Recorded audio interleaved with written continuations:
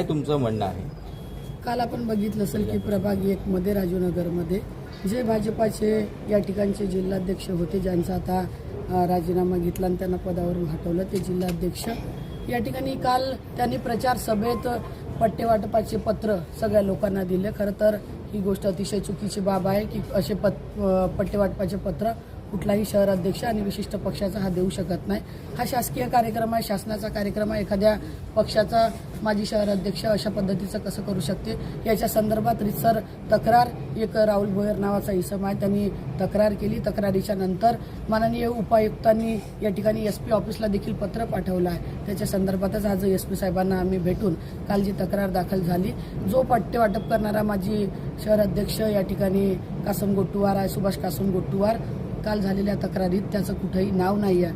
म्हणजे भाजपाचा कार्यकर्ता, भाजपाचा पदाधिकारी, त्याला वाचवण्याचा प्रयत्न हा भाजपाकडून कसं चालू आहे हे आपल्याला स्पष्ट या ठिकाणी दिसत आहे. आमची स्पष्ट मागणी आहे की खऱ्या अर्थानं जो पट्टे वाटप करणारा, ज्याने आपल्या हाताने स्वतः पत्र या ठिकाणी दिले, त्याच्यावरती गुन्हा दाखल झाला पाहिजे. रितसर त्याच्यावरती नियमानुसार कारवाई या ठिकाणी झाली पाहिजे.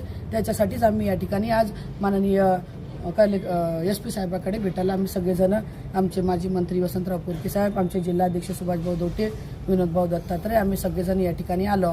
आम्ही याच्यानंतर परत आयुक्ताकडे जाणार आहोत. याच्यावरती रीतसर कारवाई झाली तर ठीक आहे, नाही तर काँग्रेसचे कुठलाही पदाधिकारी कार्यकर्ता शांत बसणार नाही जोपर्यंत त्या पदाधिकाऱ्यावरती गुन्हा दाखल होणार नाही आणि त्याच्यावरती रीतसर कारवाई होणार नाही. महानगरपालिकेचा प्रचार संपला.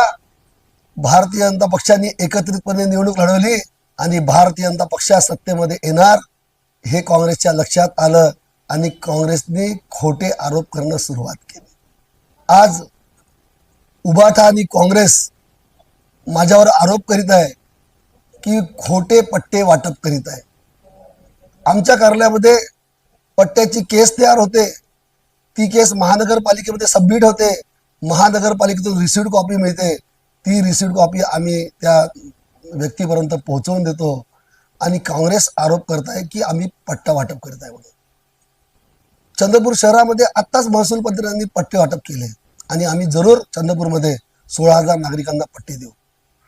काँग्रेस जो कागद दाखवत आहे त्या कागदावर मी ऑब्जेक्शन घेत आहे, कारवाई करा म्हणून मी ऑब्जेक्शन घेत आहे आणि काँग्रेसवर मी दावा सुद्धा ठोकत आहे.